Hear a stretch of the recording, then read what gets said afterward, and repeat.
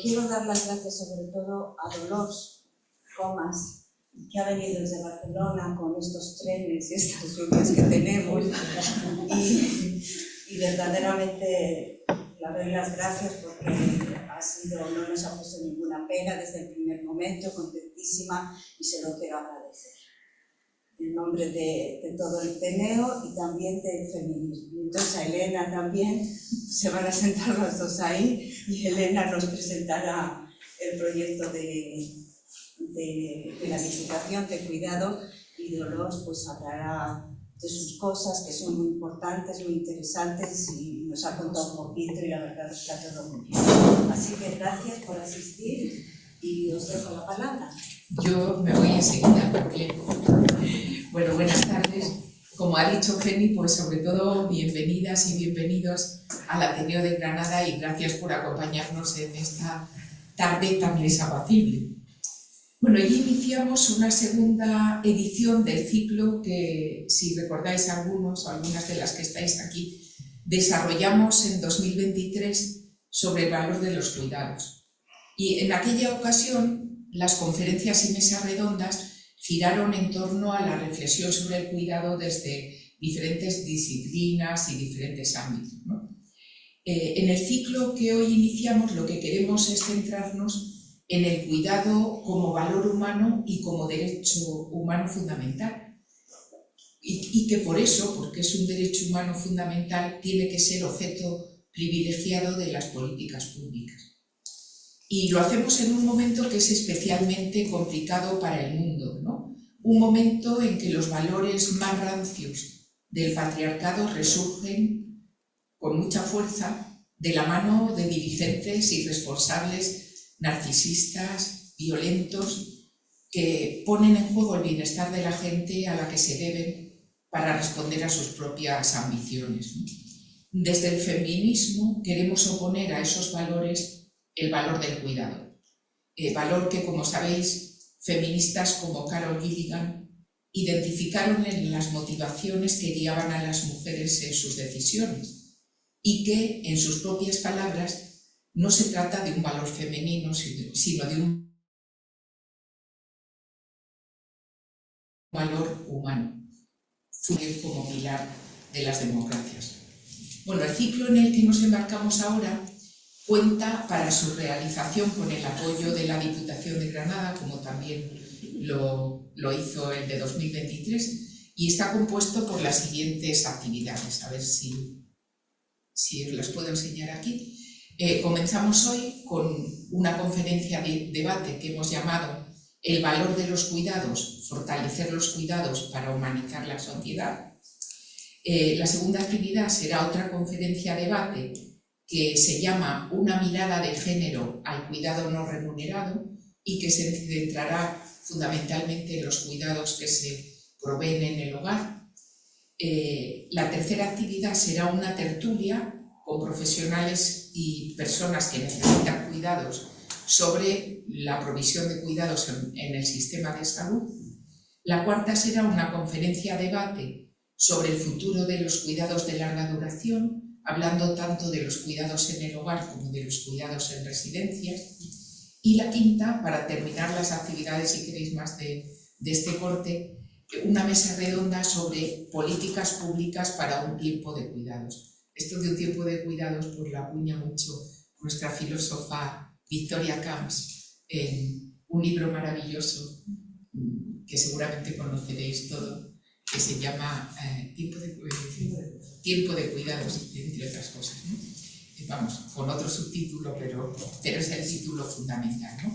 Y vamos a terminar el ciclo con una actividad de otro corte, que será una visita guiada a la que hemos llamado Patrimonio y Cultura de Cuidados, y probablemente sea al Hospital de San Juan de Dios de Granada tras su remodelación.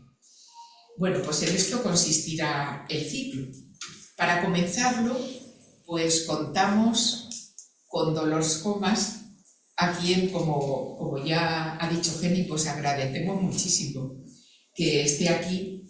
Le agradecemos su generosidad para desplazarse desde Barcelona a Granada en estos momentos, y también por compartir con nosotras pues, durante unas horas sus conocimientos y sus reflexiones en esta conferencia que hemos llamado El valor de los cuidados, fortalecer los cuidados para humanizar la sociedad. Bueno, ¿quién es Dolors? Yo voy a hacer una pincelada a su currículum, que es muy extenso para que conozcáis su perfil. Ella es catedrática emérita de Antropología Social de la Universidad Rovira i Virgili de Cataluña y tiene una larga trayectoria como investigadora en ámbitos como los cambios familiares, los derechos de las mujeres, las desigualdades. Ha sido concejal del Ayuntamiento de Tarragona y diputada del Parlamento de Cataluña. Y desde esa doble vertiente académica y política, a la que yo creo que cabría unirla de cuidadora, sobre todo en este momento, ¿no? Ha trabajado sobre violencia contra las mujeres, sobre la implicación de los hombres en el cuidado, el envejecimiento, cuidados a las personas mayores y en especial el impacto de la pandemia en esos cuidados. Ha intervenido también como experta en el Parlamento Europeo en el marco de la Estrategia Europea de Cuidados. Ha formado parte de la tabla de diálogo civil sobre dependencia del Ministerio de Derechos Sociales y Agenda 2030 y de la mesa asesora por los cuidados del Ministerio de Igualdad. Y forma también parte del Comité Español por la renovación de la Estrategia de Envejecimiento de Naciones Unidas. Bueno, pues muchas gracias, Dolores. Muchísimas gracias por estar aquí con nosotras. Y me gustaría también agradecer especialmente a María Eugenia Fernández Fraile, su labor de coordinación, que es la que ha hecho posible que podamos contar con Dolores en este momento en el Ateneo, ¿no? Y para terminar, antes de dejar la palabra a Dolores, me gustaría tener un recuerdo solidario para las mujeres y los hombres que sufren los excesos de gobiernos irresponsables que masacran a la gente a la que deberían proteger, y muy en especial a la población de Gaza, que lamentablemente ha dejado de ser noticia, y a otras poblaciones como la de Irán, etc. Bueno, Dolores, pues tienes la palabra y muchas gracias otra vez. Gracias por invitarme. Sí, gracias por invitarme, ¿no?, al Ateneo para compartir con ustedes, ¿no?, estos momentos y estas reflexiones sobre cuidados, ¿no? Me pidieron que, como era la conferencia inicial de este ciclo, fuera una visión amplia, ¿no? Desde el punto de investigación, de mis investigaciones voy a temas más específicos, concretos. Ahora les comentaba, ¿no?, que el artículo que estoy redactando en estos momentos es sobre la atención sanitaria en las residencias de personas mayores, ¿no? Porque esto ya es bastante más concreto. Pero hoy hemos de dar, ¿no?, una visión general de lo que llamamos cuidados, que es un término que bueno, es tan antiguo como la humanidad, que define una profesión como es la de enfermería, pero que ha entrado en la agenda académica y en la agenda política recientemente. Yo a veces lo comparo con el medio ambiente, ¿no? El medio ambiente ha existido siempre, pero empieza a ser un elemento de preocupación social, de preocupación política, de preocupación académica hace poco tiempo. Los cuidados a las personas, ¿no? No voy a hablar de los cuidados al patrimonio o a la naturaleza o a nuestros animales de compañía bueno, y voy a centrarme también en el cuidado social, no tanto en el sanitario, ¿no? Llegó un momento que hicimos esta diferenciación porque, por ejemplo, en el caso de España está muy claro que tenemos una sanidad pública que podría estar mejor porque ha sufrido los recortes que ha sufrido, ¿no?, en todas partes, pero que tienen acceso todas las personas que viven aquí. Por tanto, es un acceso universal y es importantísimo. Pero cuando una persona sufre, por ejemplo, un Alzheimer o un ictus, el consumo sanitario es mínimo en relación a esta enfermedad en concreto, y en cambio lo que se convierte en un problema es el cuidado social, es el atender a esta persona en el día a día, en el que es el mantenimiento de las actividades básicas, ¿no? Entonces, yo voy a hablar de esta parte, que es la que no tenemos bien resuelta, justamente, porque y están muy relacionadas, evidentemente, y al mismo tiempo que están relacionadas, son dos sistemas distintos, no siempre bien coordinados. Y ahora lo hablábamos justamente antes de empezar esta conferencia. Entonces, bueno, cuando hablamos de cuidados, voy a hablar de estas dimensiones, ¿no? De mantener la vida. Bueno, ahora me referiré a ello, pero quiero empezar con una cuestión que se hizo viral, ¿no? Durante la pandemia, y que yo explicaba hace mucho tiempo en las clases de antropología, que es que hay una antropóloga estadounidense, Margaret Mead, bueno, que ha aportado mucho a la antropología, que un alumno una vez en una clase le preguntó ¿cuál ha sido el origen de la civilización? Y los alumnos y alumnas esperaban que dijese pues, una herramienta, el fuego, la rueda, la escritura, ¿no? Estas cosas que nos han explicado. Y ella dijo, pues el inicio de la civilización es este fémur roto que ha sido sanado. Y explicó que un animal, si se rompe un fémur, esto acaba con su vida, porque no puede desplazarse, no puede ir a beber agua, no puede protegerse, es presa fácil de otros animales, y por tanto encontrar un fémur roto que se sanara quiere decir que alguien se ocupó de esta persona, la llevó en un sitio para poderse proteger del frío, de los ataques de otros animales, pues le llevaba comida, hasta que el inicio de la civilización, porque marca el principio de una ética y del humanismo. Quiere decir que una persona se ocupa de otra persona y no solo de sí misma, ¿no? Y precisamente dijo, una cultura ideal es aquella que crea un lugar para cada ser humano, subrayando la importancia de una sociedad inclusiva y solidaria. Bueno, pues el cuidado tiene este valor y me parecía importante, ¿no?, empezar con esta imagen, porque yo creo que significa mucho, ¿no?, lo que se quería transmitir al decir, ¿no?, que si hablamos de cuidados y si los tuviéramos más presentes, los valores que implican cuidar en nuestra sociedad, seguramente sería una sociedad más humana y más inclusiva, ¿sí?, como señalaba Margaret Mead. Bueno, cuidar y recibir cuidados forma parte de nuestra experiencia humana. De hecho, todas las personas, luego iré a la diapositiva anterior, todas las personas recibimos y damos cuidados en algún momento de nuestra vida para subsistir, para participar en una sociedad, para vivir con dignidad. En algunos momentos damos más cuidados, en otros momentos recibimos más.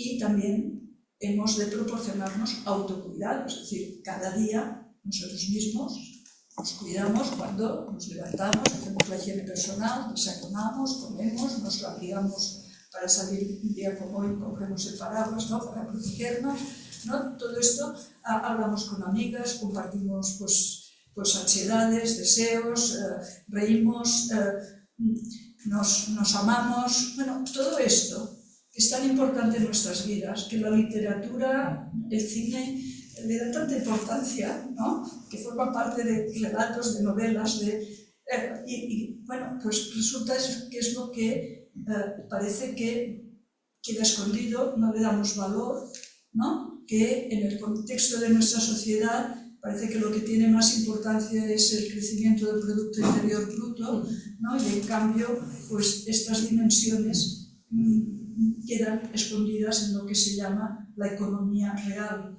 cuando la dimensión real de la vida de las personas tiene mucho que ver, ¿no?, con estas dimensiones del día a día. Entonces vuelvo a hacer la reflexión, finalmente el cuidado ¿qué es? Pues bueno, es asistir y mantener la vida, es esto, tan fundamental, tan básico, tan necesario, tan imprescindible, seguramente tan intrínseco en la naturaleza humana, que por esto mismo no le damos valor, ¿no? Pero, y lo vemos, porque no cuidar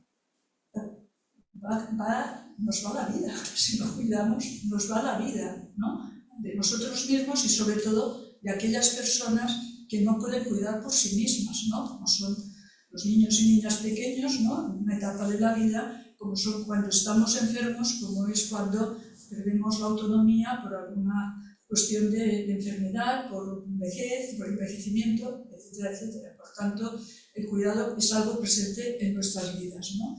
Bueno, Joan Tronto plantea una dimensión que dice, bueno, es todo lo que hacemos con vistas a mantener, continuar o reparar nuestro mundo de manera que podamos vivir en él lo mejor posible. Y dice, este mundo incluye nuestros cuerpos, nuestras individualidades y nuestro entorno que buscamos tejer conjuntamente en una red compleja que sostiene la vida. Bueno, yo de aquí subrayo dos cosas de esta, ¿no? En primer lugar, mantener la vida no implica solo dimensiones personales, sino también sociales y ambientales. Y, es decir, dónde vivimos, cómo vivimos, impacta en nuestras vidas, ¿no? Esto quienes os dedicáis a la salud pública, que por aquí hay alguno, lo sabéis de sobras, mejor que yo. Pero en segundo lugar, cuidar tiene dimensiones colectivas, nos relaciona, porque cuidar se hace desde el vínculo y crea vínculo.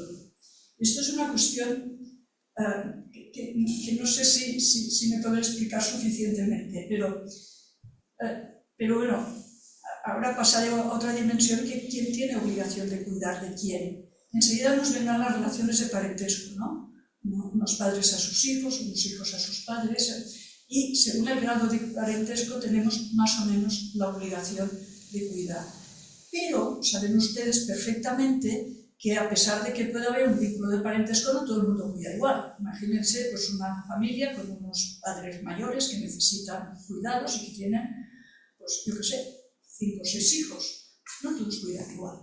A lo mejor unos porque no pueden, pero otros porque no quieren tanto ocuparse de estas cosas. Y seguramente las mujeres más que los hombres, ¿no? Y cuidar hace vínculo y crea vínculo, ¿no? Quien se desvincula del cuidado se desvincula de esta obligación del parentesco. De alguna manera está debilitando el vínculo. Quien lo hace lo consolida. Y esto, si lo ponemos a nivel social, porque finalmente hay dimensiones del cuidado que ya no podemos hacer por nosotros mismos. Necesitamos la sanidad pública, necesitamos las residencias, necesitamos, ¿no? La atención domiciliaria es un elemento que no solo se hace desde el vínculo, sino que crea vínculo, hace sociedad. Y de ahí la importancia también del cuidado. No solo, insisto, una cuestión personal, es una cuestión colectiva. Y esta dimensión relacional del cuidado, que es importantísima, es un elemento que teje sociedad. Hay un sociólogo, antropólogo, no sé qué era, Marcel Mauss, ¿no? que hablaba del don, ¿no? Y decía que el don es esta capacidad que tenemos las personas de dar, recibir, devolver. Son 3 obligaciones. Damos, y damos constantemente, ¿no? A las personas de nuestro entorno, pero hay la obligación de recibir. Si lo que te dan tú no lo quieres, estás cortando el vínculo, ¿verdad? Pero en el momento que lo recibes, te has quedado en deuda, ¿no? Has de devolver, ¿sí? Por tanto, esta dimensión es lo que consolida las sociedades, genera vínculos, genera sociedad. La economía es muy importante, claro que sí. Porque sin esto no podemos vivir, pero sin estos vínculos no hay sociedad. Sin cuidado no hay vida, y sin cuidado no hay sociedad, y esto es un poco lo que quiero transmitir. Bueno, luego me referiré a las dimensiones materiales, sociales y políticas del cuidado, ¿no? en esta presentación inicial. Bueno, y antes, un poco este iceberg, ¿no? Que es lo que han representado sobre todo desde la economía feminista, ¿no? El valor del cuidado, ¿no? El cuidado es la parte escondida del iceberg porque el cuidado se ha hecho sobre todo y se sigue haciendo sobre todo en el marco de las familias, ¿no? Sin remuneración, a través de estos vínculos, de los vínculos de amor y de la obligación moral, porque a veces el amor se va también, ¿no? Entonces, sabemos también que, ¿no?, en el marco familiar de las familias puede haber violencia, puede haber, pues, mal rollo, por decirlo así, ¿no? Pero la obligación moral cuenta mucho. Bueno, pues en esta parte del iceberg está justamente esta parte del cuidado que no se remunera, esta parte de la naturaleza que consumimos, ¿no?, y que utilizamos, y solo una parte mínima es lo que se cuenta, es lo que se mercantiliza, es lo que justamente se visibiliza, ¿no? Bueno, pues el cuidado no se considera trabajo hasta que no se profesionaliza, ocupa tiempo, no se remunera, no se politiza. Bueno, ¿cómo se concreta el cuidado? Bueno, pues en la provisión material y de vivienda, en el cuidado de la infancia, en el cuidado hacia las personas mayores que ya no pueden valerse por sí mismas, si es que esto... Bueno, también cuidamos a quien puede valerse, ¿eh? Esto las mujeres tenemos mucha práctica en cuidar a personas de hombres, ¿no?, que pueden valerse mucho en algunas cosas, pero en otras no tanto. Bueno, la ayuda práctica, la ayuda emocional, todas estas dimensiones llamamos cuidado, ¿no? Y se articulan quiénes son los agentes del cuidado. Pues básicamente lo que llamamos el diamante del cuidado, ¿no? Lo que hace la familia, que es muchísimo, lo que hacen los poderes públicos, que ya depende de qué países, qué políticas, pueden hacer más o menos, lo que hace el mercado no hará tanto si las políticas públicas son fuertes, ¿no?, y lo que hace el ámbito comunitario. Todo esto está relacionado, ¿eh? Y no siempre es una balanza que se equilibra, sino que cuando hay más provisión de cuidados también hay más demanda porque hay más exigencia de la población. Esto desde el ámbito sanitario se ve más, ¿no? Cuanto mejor lo haces, más te preocupas, bueno, ¿y el diagnóstico qué? ¿Y cómo lo hacemos? ¿No? Ahí también, bueno, por tanto, pero sí que en todo caso, allí donde los poderes públicos hacen unas políticas fuertes, entonces la familia está más apoyada, tiene más servicios y el mercado tiene menos espacio, ¿no? Y aquí estamos en un país que las políticas públicas de cuidado son débiles, entonces el mercado se ha expandido mucho, incluso se ha expandido en servicios de titularidad pública, ¿eh? Las residencias, bueno, podría hablar mucho tiempo de esto, ¿no? Pero la mayor parte están gestionadas desde el sector privado, incluso por grandes corporaciones, ¿no?, y fondos de inversión que han entrado también en este sector. Entonces, bueno, y tenemos también un mercado informal, ¿no?, las contrataciones o no contrataciones en los hogares de personas, ¿no? Y bueno, hablaremos justamente de todo esto. Es decir, que la presencia de cada uno de estos ámbitos es más o menos fuerte en función también de qué responsabilidad asume la sociedad a través de las políticas públicas. Y por tanto, esto es un elemento diferenciador muy importante. Entonces, una reflexión inicial que ya les apuntaba, ¿quién tiene obligación de cuidar? ¿Sí?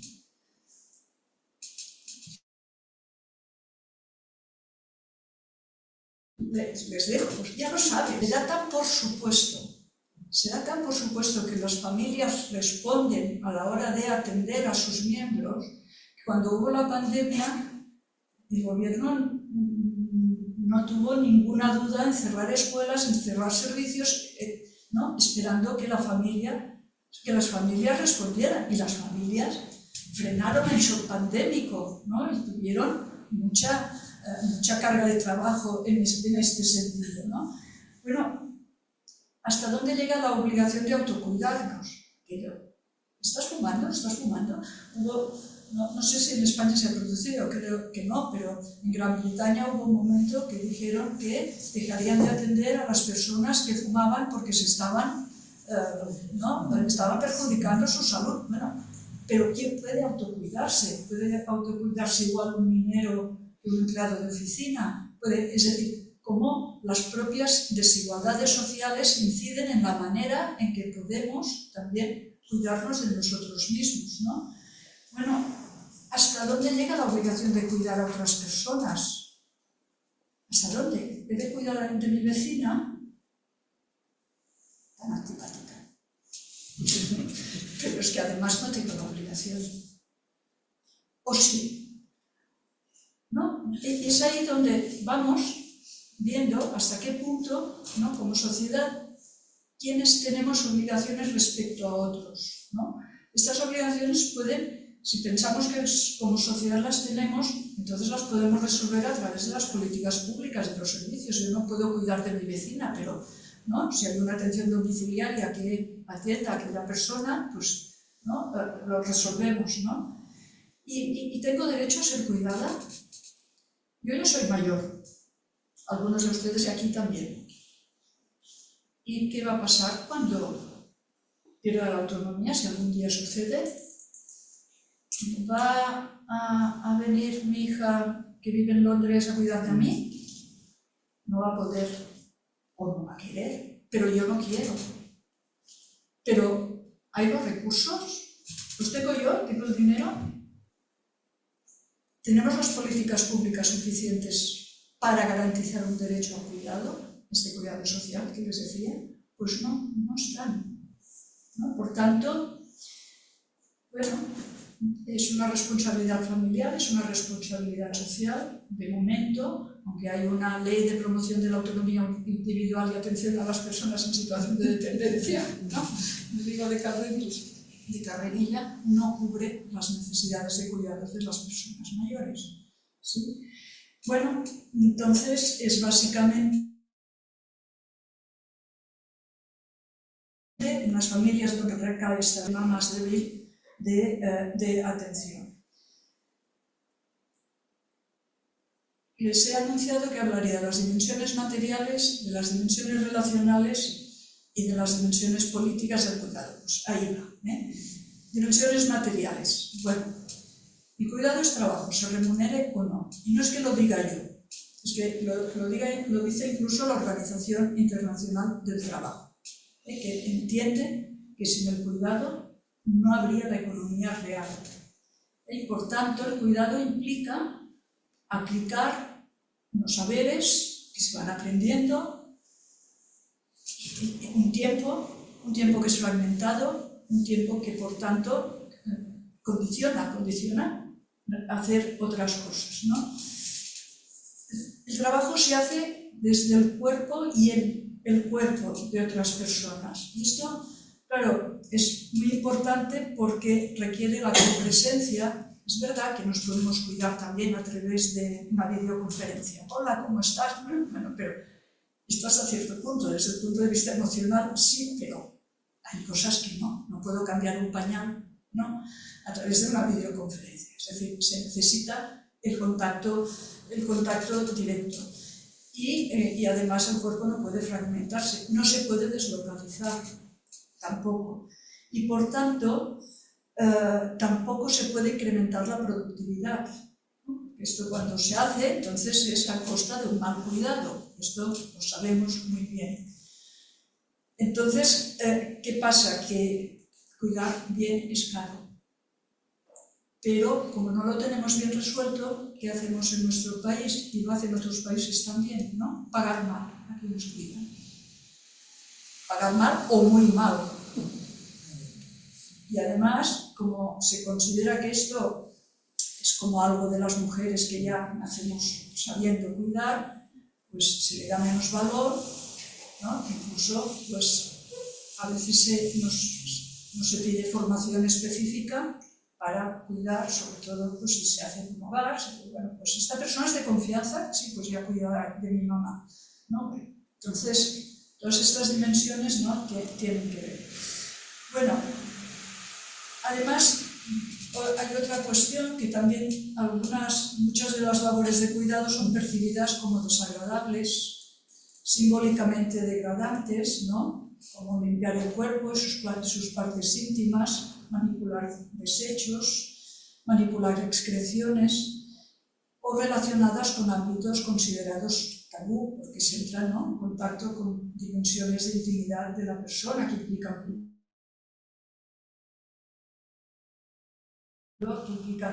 Yo sé que es en las residencias, tú eres de los que limpias culos. Ya está, ¿no? Es decir, bueno, estamos resolviendo la situación de una persona que necesita una higiene personal que, claro que sí, pues se ha de hacer, pues se hace, ¿no? Pero hay una consideración social de esto como que no es...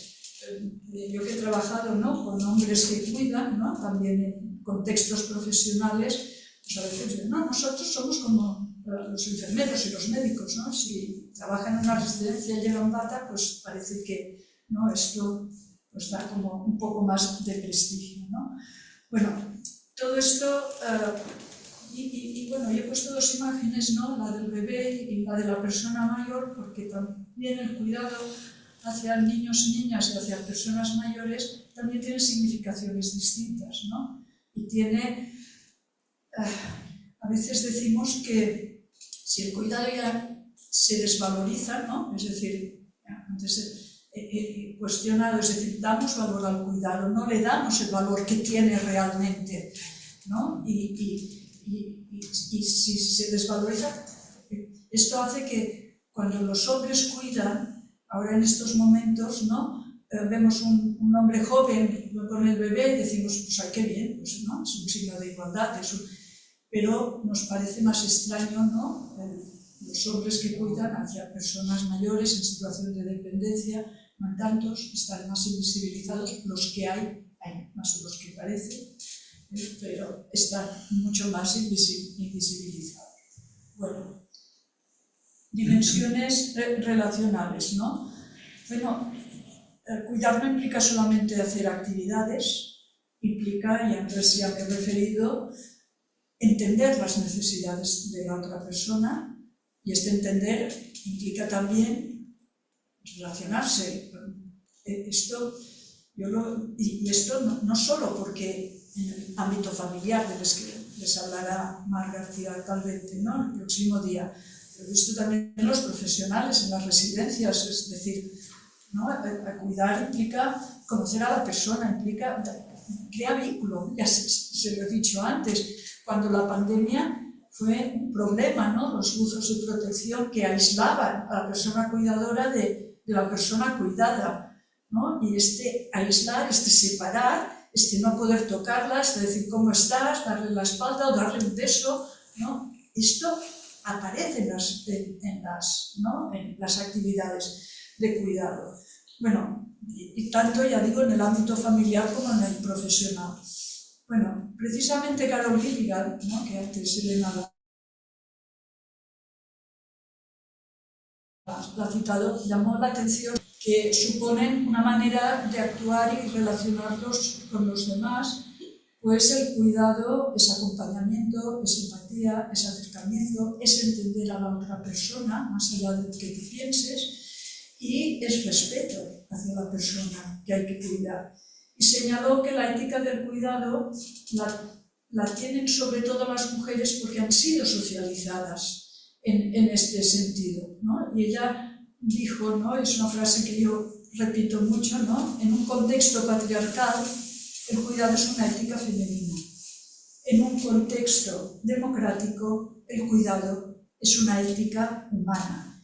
Y por esto es necesario que el sector público proporcione instrumentos para que el cuidado pueda ejercerse en el ámbito familiar o fuera de él, de forma equitativa y justa para atender todas las necesidades. De hecho, Gilligan en su momento fue muy poco comprendida por el feminismo, por una parte importante del feminismo, porque les parecía que estaba como defendiendo que las mujeres, como tenían la ética del cuidado, eran, por decirlo así, portadoras de esta ética, ¿no?, como que esencializaba. y consideraban que no podía defenderse esto, no fue comprendida, ¿no? Y incluso se pensaba que era reaccionario, ¿no? La manera de plantearlo, que anclaba a las mujeres en estas obligaciones de cuidado, ¿no? Pero hemos asumido que no es así. Yo creo que esta frase es muy relevante, ¿no? De lo que era su pensamiento, ¿no? Sabemos que una democracia sin cuidado no es justa y sigue siendo patriarcal.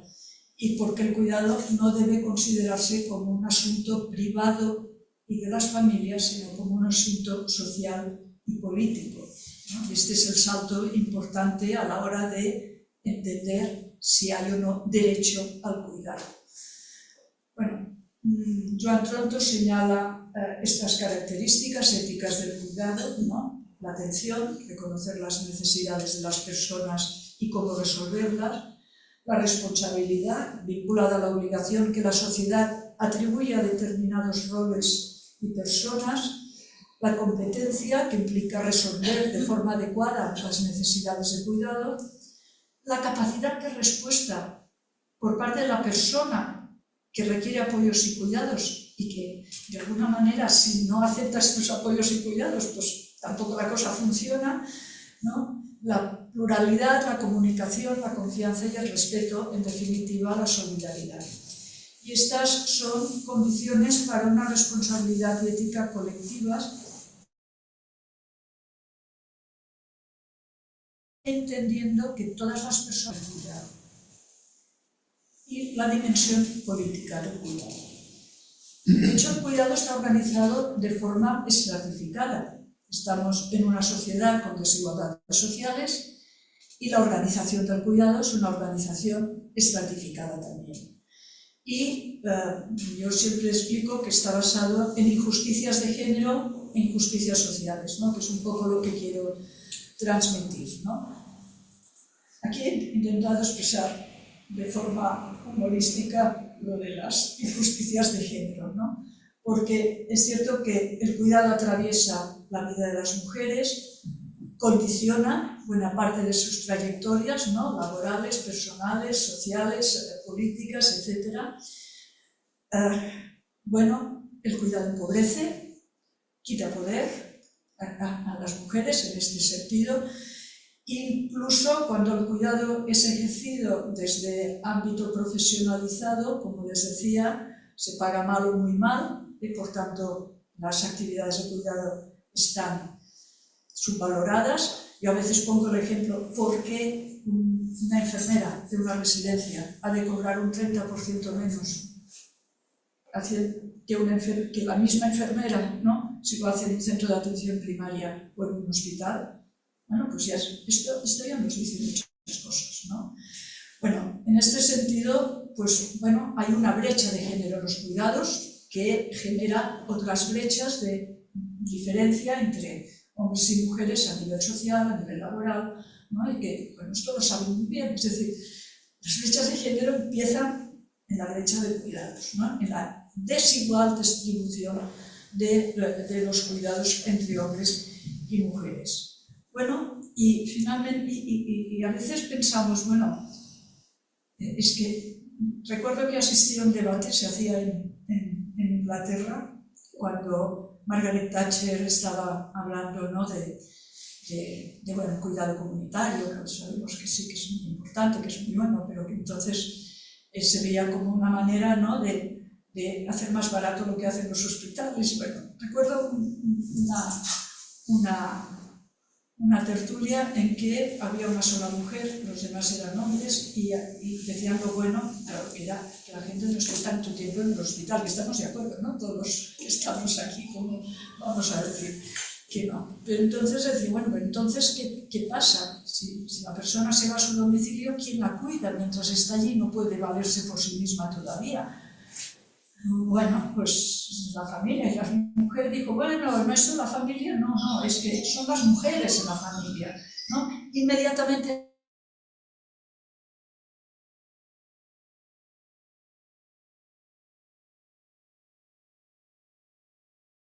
alguien dijo, bueno, que es que no quieres cuidar a tus. Por tanto, hay, por decirlo así, un altruismo obligatorio en las familias. ¿no? Es decir, sí, todos cuidamos a quienes amamos, a quienes nos sentimos esta obligación moral, pero si no la hacemos, es que alguien lo ha de hacer. Por eso digo que soy fiel.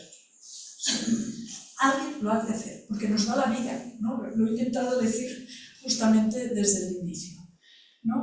Bueno, pero también hay injusticias sociales en el cuidado, ¿no? Y esto tiene muchas dimensiones, o se expresa en muchas dimensiones, ¿no? Las trabajadoras del cuidado son sobre todo mujeres, hoy en día muchas de ellas emigradas desde otros países, se cruzan océanos para cuidar. En España saben perfectamente, hay muchas personas, sobre todo latinoamericanas, pero también de Europa del Este, de África, ¿no? Muchísimas personas que están en las actividades más precarizadas del cuidado, aquellas más irregulares, pero las encontramos también, bueno, como trabajadoras de hogar, como trabajadoras en residencias, como trabajadoras en servicios de atención domiciliaria. Bueno, abundan los contratos a tiempo parcial, abundan los contratos temporales, los sueldos son bajos, las plantillas donde hay en las residencias son insuficientes. Bueno, por tanto, estamos hablando de trabajadoras pobres. Y por tanto, muchas de ellas necesitan otras ocupaciones para cuidar. Bueno, de hecho, bueno, es igual. Pero también quería decir que las personas que necesitan apoyos y cuidados, ahí las desigualdades sociales también aparecen de manera flagrante, ¿no? Hay desigualdades en salud, lo sabemos muy bien.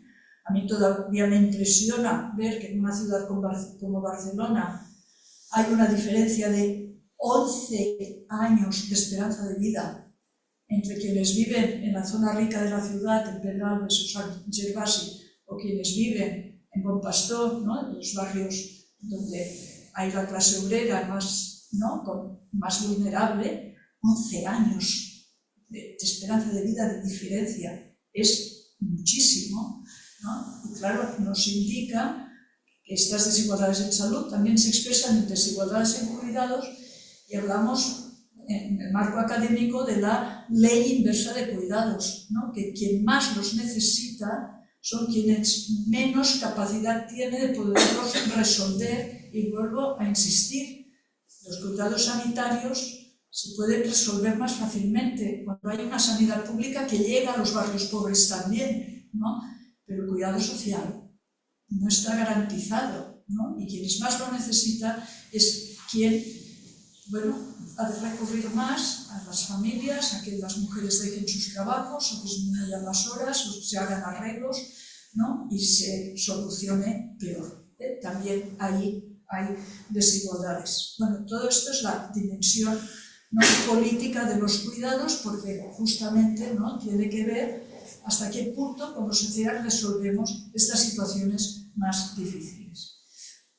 Bueno, la crisis de los cuidados es un término que utilizamos en la literatura académica, pero también, bueno, en ámbitos más sociales, para expresar justamente que no llegamos. Es decir, que están creciendo las necesidades de cuidados y no tenemos la capacidad de absorberlas, ¿no? Muchas familias andan colapsadas, ¿no? cuando se producen situaciones de cuidado, sobre todo hacia personas mayores.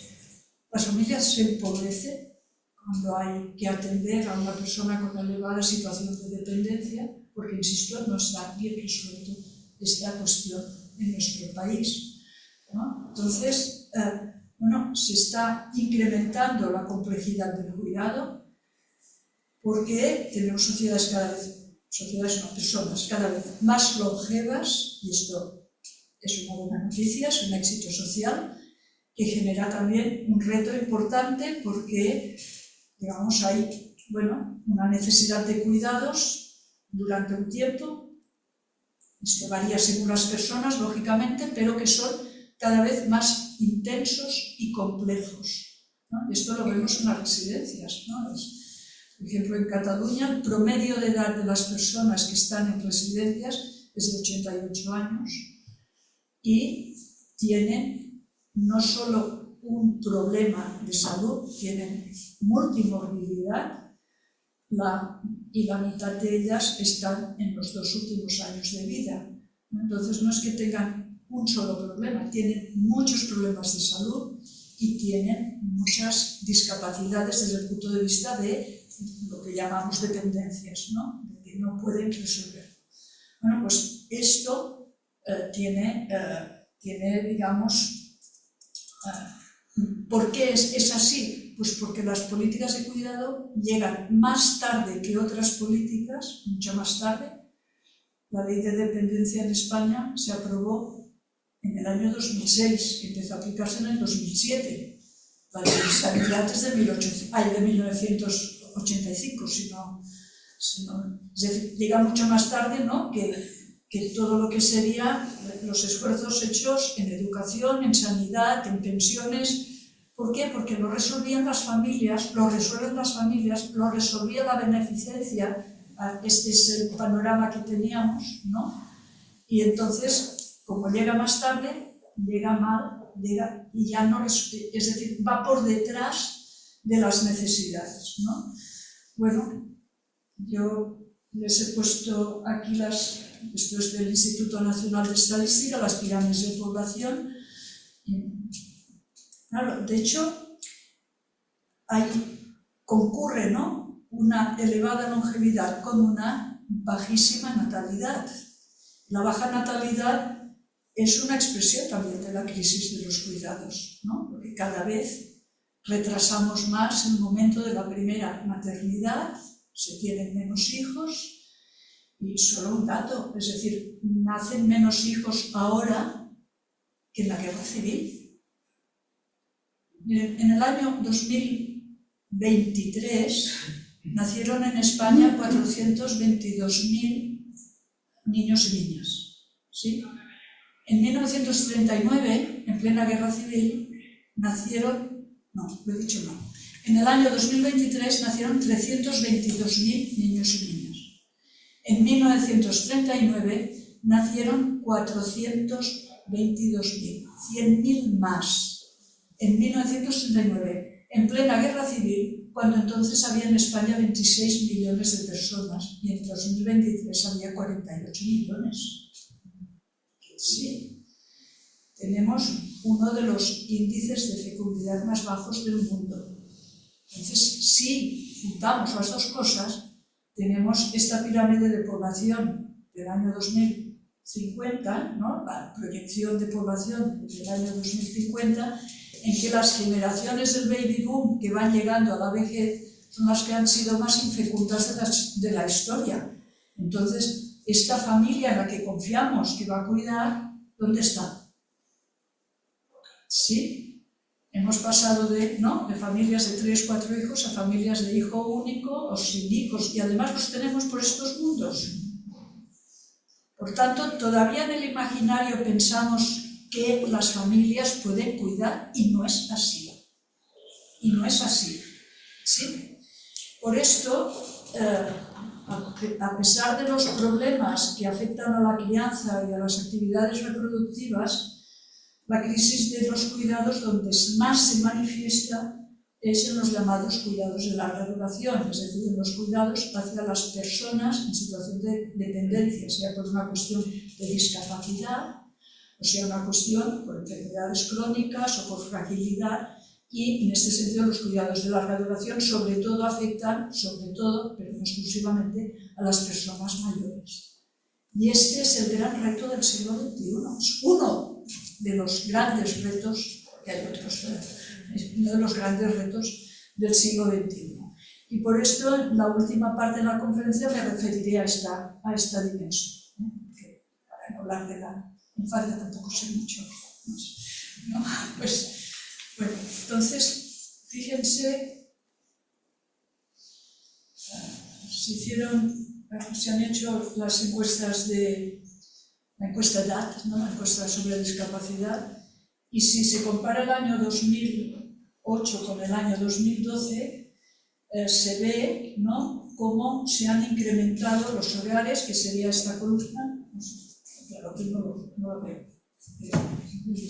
2000. Total hogares, ninguna persona con discapacidad, una persona con discapacidad, sí, han aumentado y disminuyen cuando hay más, posiblemente porque entonces se acude más a una residencia o hay otras situaciones, pero se incrementa el número de hogares con personas con alguna discapacidad, requiere apoyos, ¿no? Y cuidados, además de atención sanitaria. Y bueno, significativo también, ¿no? 1.128.400 personas con discapacidad viven solas. Eran 607.000 hace 10 años, es decir, que aumenta el número de personas que viven solas y que necesitan apoyos. Y esto es una cuestión justamente muy, muy importante. ¿Y qué modelo de atención a la dependencia tenemos? Tenemos una ley, ya la he mencionado, y que califico, ¿no?, como que el actual modelo es insuficiente, es insatisfactorio y es injusto. Bueno, es insuficiente porque, ¿no?, yo les comentaba, ¿no?, básicamente quien se encarga de cuidar son las familias. Genera menos derechos que el sistema sanitario, entre otras cosas hay copago, ¿no? Si tú entras en urgencias te atienden y ya está, pero si necesitas que tú o un familiar entre en una residencia, lo primero que dicen, bueno, ¿y esta persona qué propiedades tiene? ¿Cuánto es? Entonces hay copago, atención domiciliaria, hay copago, ¿sí? Y esto tiene consecuencias. Y se podría decir, bueno, no, me parece socialmente justo porque ¿no?, quien tenga más, pues que ponga más, ¿no? Todo esto es muy caro, pues que... Pero ustedes saben que cuando un sistema no es universal, tiene sus deficiencias. Les explicaré un ejemplo de qué implica el copago, ¿no? Una amiga mía me lo explicó y además lloraba cuando me lo explicara. Porque es de estas personas muy justas, etc. Bueno, ella vive a 100 kilómetros de donde vive su mamá. Y su hermano vive muy cerca, en la misma población donde vive su mamá. Y su mamá requiere cuidados. Y tenían contratada a una persona interna en la casa que se ocupaba de ella. Ella había insistido mucho, la hemos de contratar, hemos de pagar la seguridad social, ha de estar en condiciones laborales correctas, ¿eh? Bueno, y entonces se le ocurrió a ella, bueno, pero además podríamos complementar con atención domiciliaria. Vamos a ver, la ley esto lo prevé, con lo cual si además de la persona interna puede venir, ¿no?, alguien del ayuntamiento a hacer, ¿no?, el trabajo de atención domiciliaria, que finalmente que es 1 hora al día, 2 horas, a lo mejor 4 horas a la semana, depende del grado de dependencia, bueno, lo pidió, ¿no? Entonces, como hay copago, entonces dijeron, pues miren, sí, pueden tener pues 4 horas a la semana, pero entonces han de pagar esto, ¿no? Han de pagar 300 euros. Anda, 300 euros. Bueno, pues ella dijo, bueno, pues hacemos 300 euros, tenemos un complemento. Y el hermano dijo, ¿qué va? 300 euros. Con 300 euros, pues que venga una persona, le pagamos en negro, y puede venir más horas que lo que te dicen esta que va a venir solo 4 horas a la semana. Puede venir más todavía. Mira, le decimos a la interna, sí, que le sacamos el contrato, ¿no? Entonces, que haga, ¿no?, más horas extras y todo esto lo ahorramos. Mi amiga me lo contaba indignada. No pudo hacer nada. Porque su mamá dijo, claro que sí. Pues miren que genera el copago. ¿Sí? ¿No? Es decir, no quiero este servicio y además, pues me sale más barato, pues, o por poco más, contrato a una persona, o no contrato, pago a una persona que viene más horas. Me venda 8 horas cada día por 600 euros en lugar de los 300 que me va a venir 1 hora a la semana, ¿vale? Entonces, por esto digo que genera menos derecho. Bueno, insatisfactorio porque conduce a una institucionalización no deseada. Casi nadie quiere ir a una residencia de motu propio. Hay alguna persona que sí. La mayor parte no es así. Y además, para acceder a una residencia pública hay problemas, hay listas de espera, etcétera, etcétera. Pero como el servicio de atención domiciliaria que prevé la ley de dependencia es tan justito, es decir, es tan pocas horas, no resuelve, en definitiva, ayuda pero no resuelve, entonces hay momentos en que ya no se puede estar más en el hogar por la situación de la persona, por la situación de sus familiares, ¿no? Es necesario la residencia, ¿sí? Por tanto, a veces se entra en una residencia antes de lo que tocaría. Si hubiera un servicio de atención domiciliaria que permitiese permanecer en el hogar más tiempo. Y esto se ha constatado, es decir, no les digo una hipótesis posible o razonable, no es un razonamiento, se ha constatado. ¿Dónde? Es decir, por ejemplo, en el caso de España, se ha constatado en el País Vasco, en Guipúzcoa, más en concreto, que es donde hacen más innovación social, tienen más dinero también, ¿no? Ya lo sabemos. Bueno, pues en este caso han reconvertido los servicios de atención domiciliaria para adaptarlos a las necesidades reales de la persona. Si una persona necesita 5 horas al día, van 5 horas al día, si necesita 8. No como funciona en el resto del país, que es, si tienes el grado 2 de dependencia, te tocan tantas horas a la semana. Si tienes el 3, te tocan tantas, ¿no? Y el tope era 70, que han pasado a 90 al mes, horas al mes. Claro, esto no resuelve las situaciones. Insisto, ayuda, pero no resuelve. El País Vasco, que lo han hecho, y luego han hecho esto que les comentaba, y luego han hecho evaluación de los resultados, resulta que han podido comprobar que se retrasaba entre unos 5 años el ingreso en una residencia. Pues cuando estamos hablando de edades avanzadas, 5 años son mucho. Y que puedas estar en tu casa o en una residencia, caramba, qué cambio. ¿Sí? Por tanto, es insatisfactorio en este sentido que les comentaba, ¿no? Y por otro lado, pues bueno, es injusto. Ya esto, como ya lo he explicado, pues ya queda ahí. Entonces, bueno, cada vez se está hablando más de que se debería basar todas las políticas, el modelo de atención, en un modelo basado en el enfoque de los derechos humanos. Porque una persona que necesita apoyos y cuidados, una persona mayor, pongamos por caso, que necesita apoyos y cuidados, es tan humana como una que no los necesita tanto. Y no es una mitad de humana, ni una cuarta parte, no es totalmente, ¿no? Y por tanto, cuando estamos hablando de derecho al cuidado, estamos hablando de un derecho humano fundamental que no lo estamos resolviendo bien. Y tenemos a las personas mayores mal atendidas, si lo digo así, porque no sé si les parece normal, ¿no? Es decir, que a una persona mayor se la erradique de su hogar, de su entorno comunitario, donde es conocida y reconocida, donde tiene sus referentes, ¿no? Pase a compartir habitación con una persona que no conoce de nada, a lo mejor a 50 kilómetros de su lugar de residencia habitual. Bueno, es cruel. No podemos hacer otra cosa.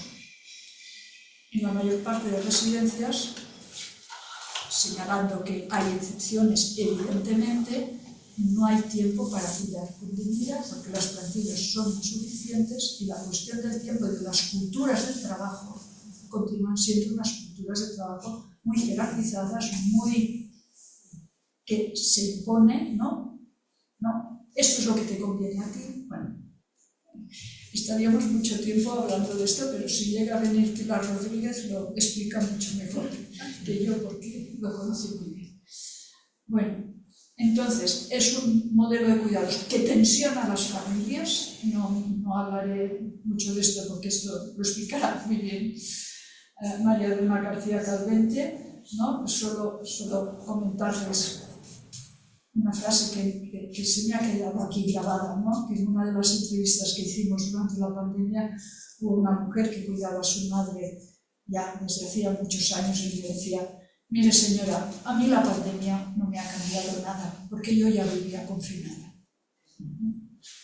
Y cuando estamos hablando de cuidados de dependencia, cuando la dependencia es severa, muy severa, requieren, bueno, 24 horas al día, 7 días a la semana, 365 días al año, ¿no? O una que me decía: solo tener 5 minutos para salir de casa, sentarme en un banco y respirar.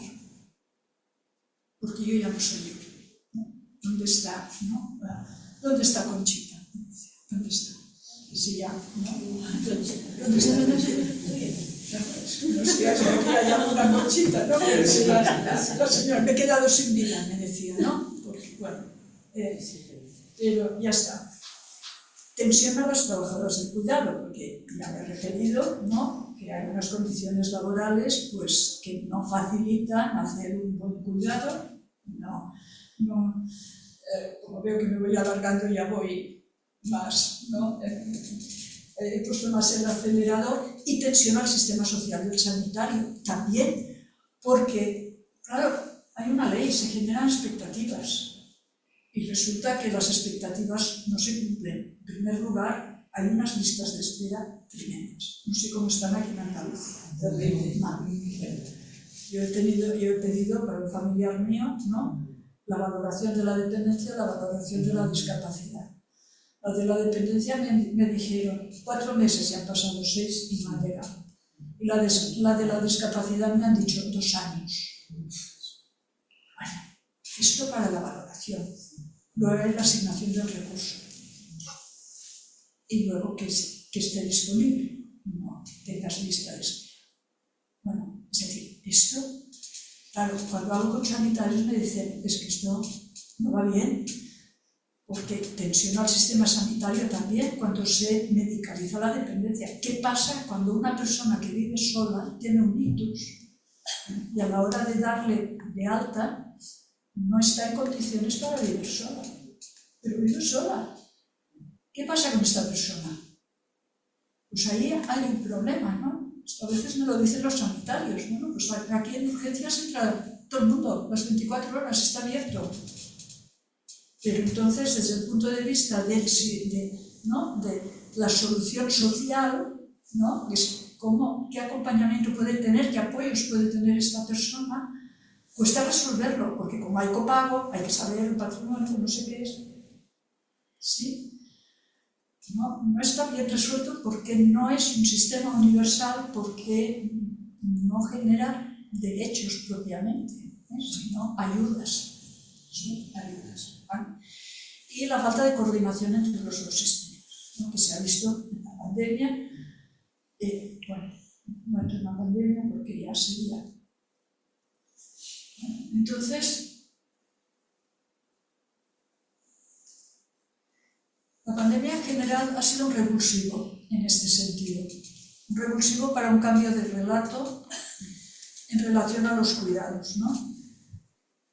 Bueno, se ha hecho la Estrategia Europea de Cuidados, la Estrategia Estatal para un nuevo modelo de cuidados en la comunidad. ¿No? Por decirlo así, la pandemia, además de matar a mucha gente,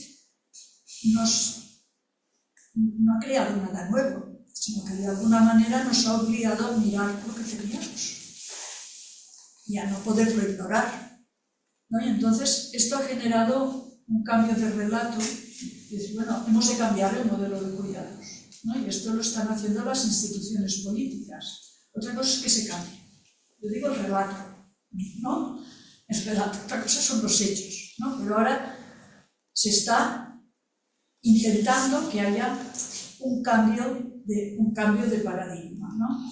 Y me refiero sobre todo a lo que se está haciendo por parte del gobierno español, que todas las comunidades autónomas aplican como sea, digamos, pues hay dos conceptos clave. Uno es el de desinstitucionalización, una palabra horrible que tiene 23 letras. Y otro es el fortalecimiento del ámbito comunitario. ¿Sí? Bueno, ¿y por qué evitar la institucionalización? Creo que antes ya me lo referí, de alguna manera ya lo he indicado, ¿no? Es decir, ir a un lugar que no hemos elegido, ir a un lugar que no es, que necesitamos, seguiremos necesitando las residencias, ¿no? Pero, vuelvo a insistir, ¿no? Es separar a la persona de lo que ha sido su entorno habitual, etc. Bueno, todos los inconvenientes, ¿no?, de la institucionalización es importante, pero también es importante entender una cosa: la institucionalización no es estar en un lugar, es una determinada manera de enfocar los cuidados, ¿no? Es que la persona se adapte a la organización, no la organización a las necesidades de las personas. Por eso se dice que hay que hacerlo así, que hay que personalizar los cuidados. El término atención centrada en la persona no es nuevo, pero ustedes saben que es una etiqueta que se utiliza en muchas residencias que no lo aplican para nada. Atención centrada en la persona sería esto, es decir, que hay que poner a la persona en el centro y, por tanto, ver qué es lo que le conviene a aquella persona, personalizar, ¿no?, el servicio. ¿Sí? Entonces, en el ámbito del hogar puede haber una cultura institucional. Yo sé lo que tú quieres, tú has de hacer esto, ¿no? ¿Sí? Por tanto, lo que se está hablando también cuando se habla de desinstitucionalización no quiere decir que desaparezcan las residencias, sino que cambie la cultura institucional de las residencias, ¿no? En que yo lo expreso tengo una expresión que es cuidar a las personas contando con ellas. Es muy difícil, ¿eh? Es dificilísimo. Pero quiere decir que de repente no negamos la agencia de las personas, no negamos las singularidades de las personas, sino que hemos de ver cómo esto lo asumimos, ¿no? Es esto, cuando se habla de desinstitucionalización, es sobre todo es un cambio de paradigma en la manera de entender el cuidado, ¿sí? Y, bueno, y esto implica también un cambio en las culturas del trabajo, que no es fácil. Porque es más fácil decir, yo sé lo que tú quieres, yo sé lo que tú necesitas y por tanto más rápido que tengo que ir a la otra habitación a cuidar a otra persona. ¿Sí? Por decirlo así, todo tiene y por tanto es un reto político y social importante. Entonces, algunos de los elementos, ¿no?, ya para ir cerrando, ¿no?, de este nuevo modelo, nuevo relato que se intenta aplicar en algunos sitios, que está generando, ¿no?, que haya cosas que se muevan, pero que no es tan fácil, que sería realmente que primero es la persona, por tanto que de alguna manera todo lo que serían los dispositivos sociales y dispositivos sanitarios tendrían que entender, ¿no?, que basarse en atender, ¿no?, las singularidades, las necesidades de las personas, servicios suficientes para envejecer en el hogar, no sobrecargar las familias y permanecer en el entorno comunitario. Y esto se está hablando, por ejemplo, de los cuidados de base local y comunitaria, porque de alguna manera aquello que se haga en los ámbitos domiciliarios esté coordinado con los ámbitos comunitarios. Y esto implica la coordinación entre el sistema social y el sistema sanitario, por supuesto, pero ¿por qué no con las farmacias del barrio, con los centros cívicos, con los centros culturales, con las escuelas, con todo lo que es las instituciones que ya existen y que pueden, digamos, ser, de hecho, este entramado ¿no?, social del que nos hablaba Joan Tronto, ¿no?, este entramado que teje, que de alguna manera protege también, ¿no?, a las personas que necesitan apoyos y cuidados, ¿no?, porque finalmente uno no está aislado en el hogar, o a veces sí, porque hay hogares que aíslan, ¿no? Bueno, lo que está en estos momentos como un elemento de innovación, pero que hay en países europeos que se está haciendo desde hace muchos años, son las viviendas con servicios, es decir, soluciones intermedias entre lo que ha sido la vivienda propia de lo que ha sido residencia. A lo mejor la vivienda que has vivido no es adecuada cuando eres mayor, porque hay problemas de accesibilidad, o es demasiado grande y demasiado cara, es decir, hay muchas situaciones, ¿no?, o demasiado aislada, ¿no?, o te has quedado solo y prefieres estar en un contexto de mejor compañía. Entonces, viviendas con servicios, no habitaciones, ¿no?, viviendas, ¿no?, con servicios. Esto es el paradigma housing, ¿no?, que, insisto, hace años que en algunos países se está desarrollando. Residencias seguirán siendo necesarias, pero no macroresidencias, aunque se siguen construyendo, ¿no?, organizadas en grupos de convivencia para hacer más factible lo de la atención central en la persona, no hacer los rebaños de personas, ¿no?, que van a comer a aquella hora, no, grupos pequeños, bueno, y más parecidas a los hogares. Es decir, que si no estás en casa, que sea como en casa, no como en una habitación de hospital, que he visitado bastantes residencias y algunas se parecen más a una habitación de hospital, ¿no?, que a un hogar. Pasillos, la iluminación, las fuentes, en fin. La necesidad de dignificar el trabajo de las cuidadoras profesionales. Necesitamos que nos cuiden bien, claro que sí. Bueno, y dar apoyo a quienes cuidan en las familias, cuando no sean estas las que tengan esta obligación. Y esto es un reto político, social y laboral de primera magnitud. De primera magnitud. Y pondré solo dos ejemplos. Uno es el laboral. Bueno, uno es el financiero. Aquí he tomado este cuadro de José Bazalcaín, en que expresa lo que es la proporción que destina cada país a los cuidados. ¿Ven a España? Está, arriba de todo. ¿Sí? Porque 0,8 me parece, ¿no? Al final ya 3,2%. Entonces, claro, hay diferencia. Es decir, lógicamente hay diferencia. Bueno, entonces se necesita, si queremos, es decir, en estos momentos está en el Congreso de Diputados la reforma de la actual ley de dependencia. Está bien, el texto está bien, podría estar mejor, sí, ya veremos cómo sale de allí, pero no hay financiación, no va a acompañar financiación. Entonces, bueno, ¿cómo podemos mejorar? Por tanto, este es un ejemplo. Se necesita un esfuerzo político y social, porque si queremos un buen cuidado hay que pagar impuestos, no bajarlo. Es decir, si queremos dar valor al cuidado, esto requiere un esfuerzo económico, hay que poner dinero, no quitarlo, es así. Y otro ejemplo es qué personal necesitamos. Es que es impresionante. Hay unas carencias de personal importantísimas, sobre todo en el ámbito residencial. No sé aquí en Andalucía, pero en Cataluña, cuando acabó la pandemia, un 30% de los profesionales de las residencias se marcharon a otros sitios, porque no resistieron más, ¿no? Están mal pagadas, mal consideradas, a la que pueden se van a otros sectores. Si se pueden ir al ámbito sanitario, mejor.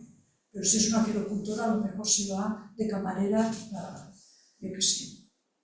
Esto del turismo, ¿no? Parece que hay cabida para mucha gente. Bueno, pues es impresionante. Es decir, escenario 1,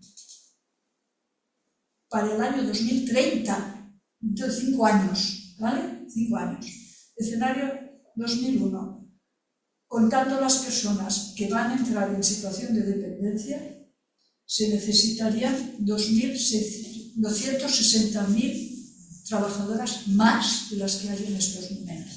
En 5 años, ¿cómo las formamos? ¿Quién estará? ¿De dónde vendrán? ¿Sí? Si incorporamos la dimensión comunitaria, ¿no? Escenario 3, es decir, el actual sistema que genera pocos derechos y todo, ¿no? Que ya lo he dicho, incorporamos la dimensión comunitaria, entonces se necesitarían 379.000 personas más adicionales a las que ya existen. ¡Ay! Otra dimensión, otro reto importantísimo. Es una verdadera emergencia lo que es el reto laboral en el ámbito de los cuidados. Una verdadera emergencia. Bueno. Y ya, sí, las conclusiones, ¿no? Bueno, el cambio de modelo requiere un gran esfuerzo social y político, implica asignar más recursos, no quitarlos, ya os lo he dicho antes, cambios organizativos. Podemos cambiar gran cosa si, en el caso de las residencias, la mayoría está en manos del sector privado. ¿Hasta qué punto los poderes públicos pueden condicionar, ¿no? Cuando están dependiendo, ¿no? De lo que hace el sector privado, que no solo tiene sus propias residencias, sino que gestiona las públicas también, la mayor parte de públicas. Bueno, y poco aquí imprescindible el papel de la ciudadanía, porque ahí vamos mal. Esto de los cuidados no moviliza. Hay mareas de sanidad, hay mareas de pensionistas, hay mareas de educación, hay mareas, yo qué sé, de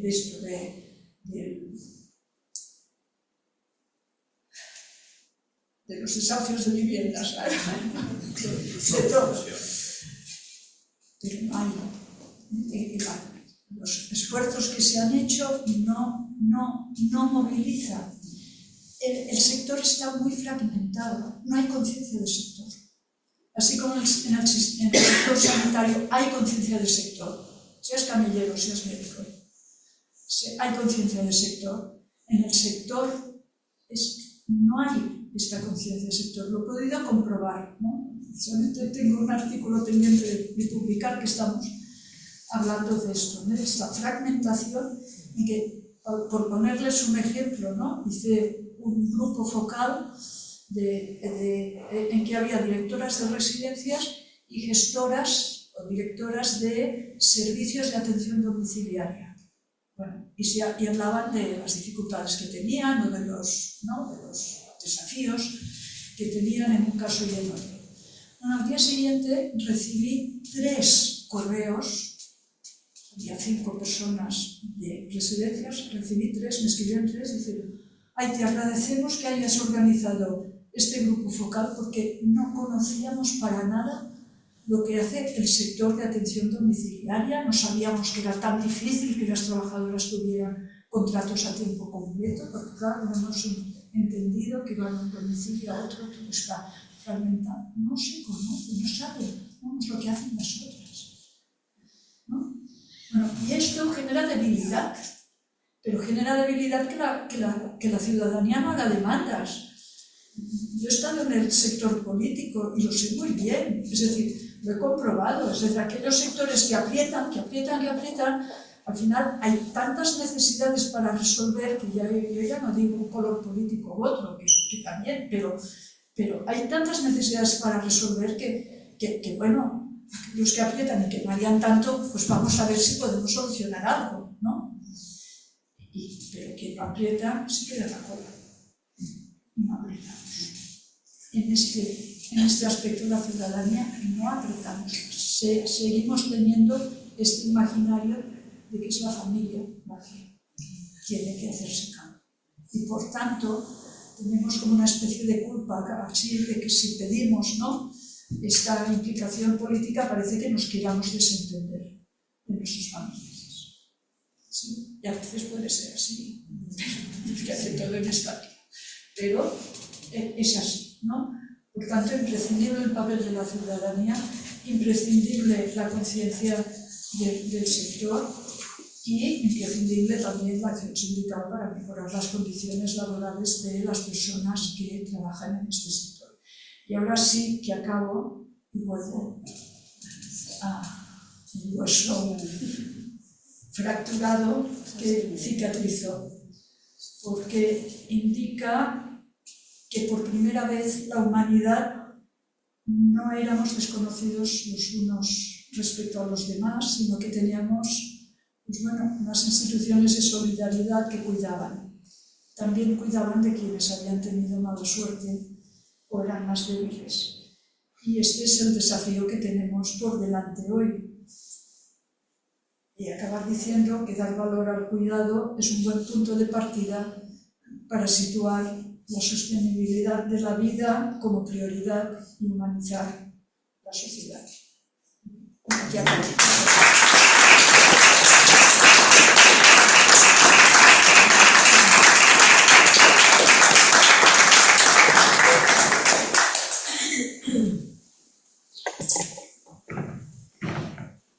Dolores, muchísimas gracias por esta magnífica conferencia.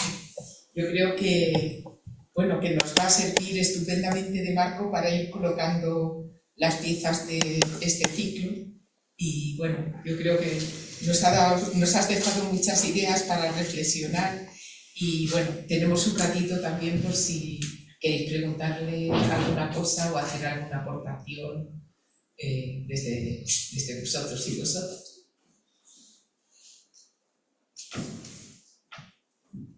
Soco. Más que nada, gracias. Me ha parecido una conferencia muy sugerente, muy llena, eso sí, de dificultad, de cómo solucionar un tema que lo conocemos, pero muy difícil de ponerlo en práctica, ¿no? Claro, eso da igual del sector que venga, pero encima no tiene esa conciencia. Y eso es muy importante. Pero sí te quería preguntar por esa experiencia que nos anuncia por parte de Guipúzcoa, ¿no? ¿Cómo lo están haciendo? Es verdad que hay financiación, eso es lo fundamental. Pero ¿cómo se está llevando? ¿Cuánto tiempo llevan en el proyecto? ¿Qué tipo de la arquitectura hasta la forma organizativa?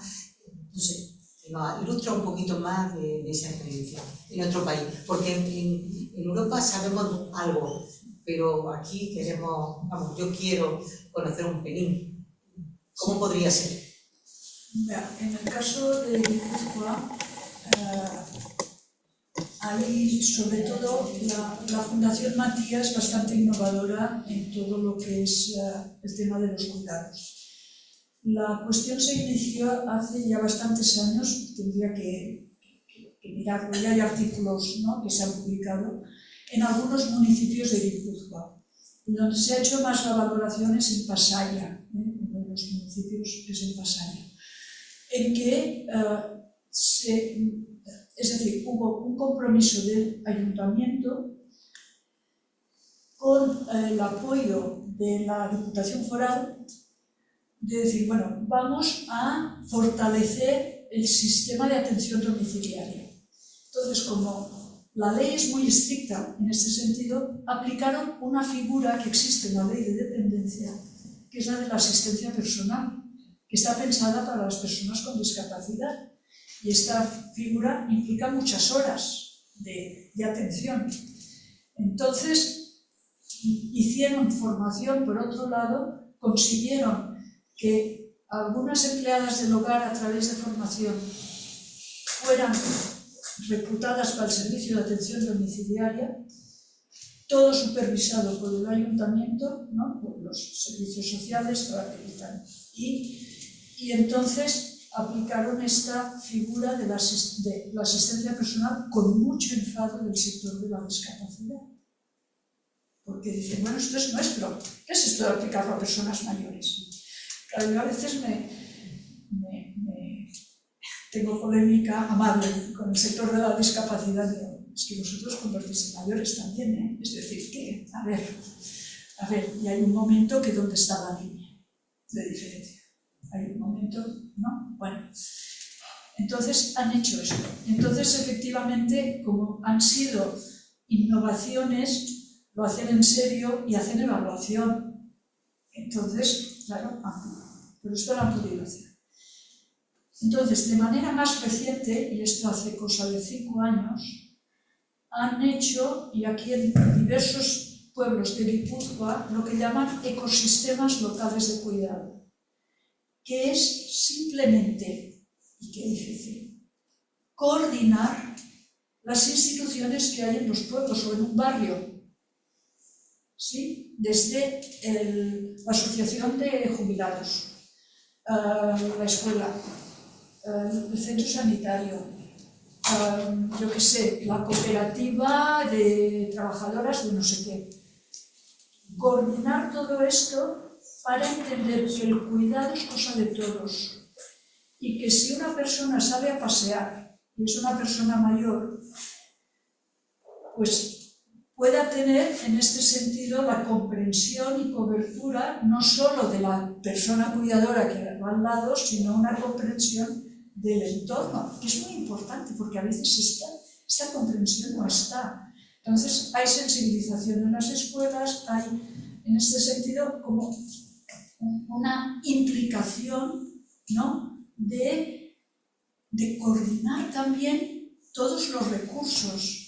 Porque claro, yo que he trabajado en estos temas me encuentro que, y entonces hay la figura de una gestora de casos, que esto en enfermería se ha hecho, pero en términos sociales no tanto, que es un poco la que coordina esto. Es decir, la familia, ¿qué le pasa? Bueno, pues a Mariano, pues tiene una dependencia grande y ¿quién vive con él?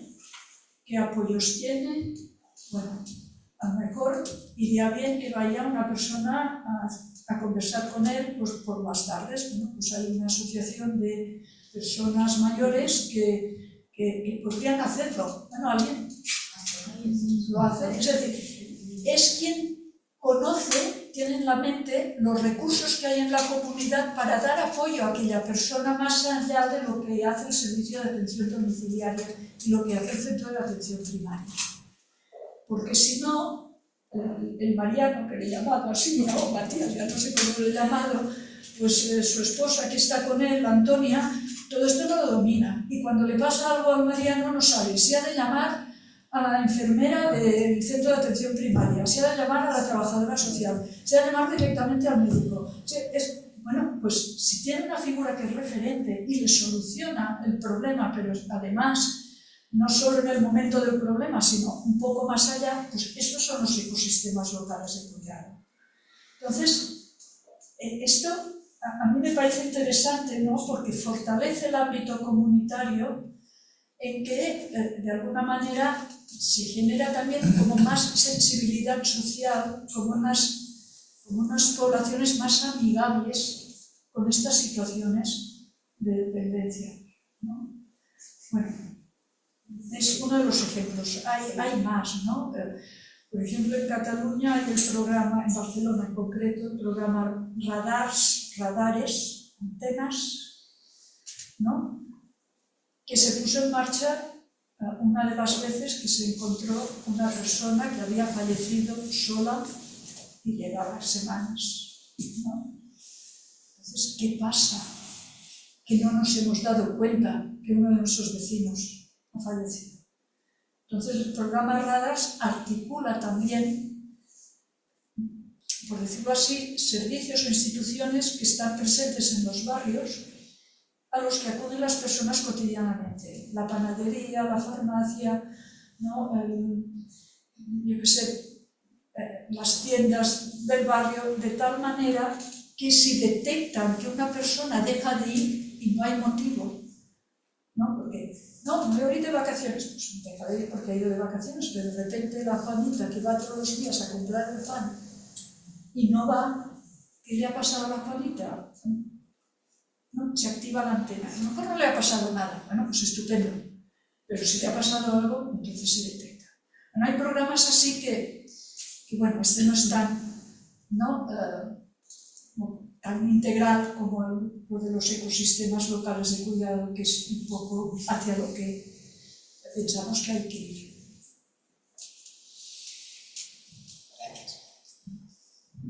¿Alguna intervención más? ¿Y la financiación de estos ecosistemas cómo se organiza? ¿Es voluntario la ayuda o...? Con el ayuntamiento y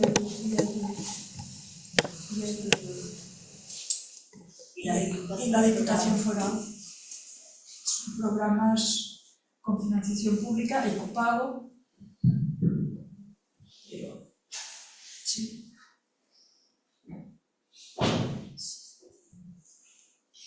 Bueno, Dolores, pues por mi parte, darte otra vez las gracias por esta magnífica conferencia.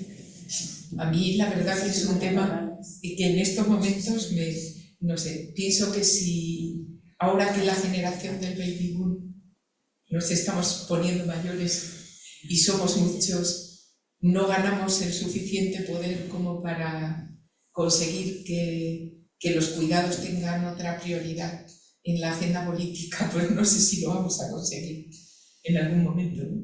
Cuando es que pasa sin mucho problema, sin que la sociedad tiemble, el tema de que aumente la financiación para defensa y no pasa nada, y la gente lo acepta, y no hay, digamos, una voz con poder que pueda conseguir que para esto de los cuidados se invierta lo necesario, pues la verdad es que particularmente me resulta un poco desolador. Pero yo creo que este tipo de encuentros pues tiene que servir un poco para al menos tener un poquito esa semilla, ¿no? Bueno, eso que he visto que querías. Bueno, es que al hilo de lo que estás diciendo, ¿no? Y al hilo de lo que como ha terminado Dolores, ¿no? Que ver si la sociedad no se mueve. Estamos en una organización. Tenemos los miércoles una clase, bueno, aula de mayores. Esta es la segunda jornada que hacemos de cuidado. No sé. Igual habría que pensar por qué no da un toque. Y en el rincón que tenemos en la prensa, el rincón del Ateneo, es decir, sí, eso es organizarse como todo. Vayamos pensando, ¿no? Pensando porque esto no nos va a llevar desde el cielo. Sí, esto va a ir de base, de abajo arriba, y eso es así, que luego lo vamos a conseguir. Bueno, pues tantas cosas hemos empezado y parecía que no íbamos a conseguir nada y se han conseguido. Está bien esa nota optimista. Bueno, pues muchas gracias otra vez a Dolores y a vosotros y vosotras por acompañarnos esta tarde.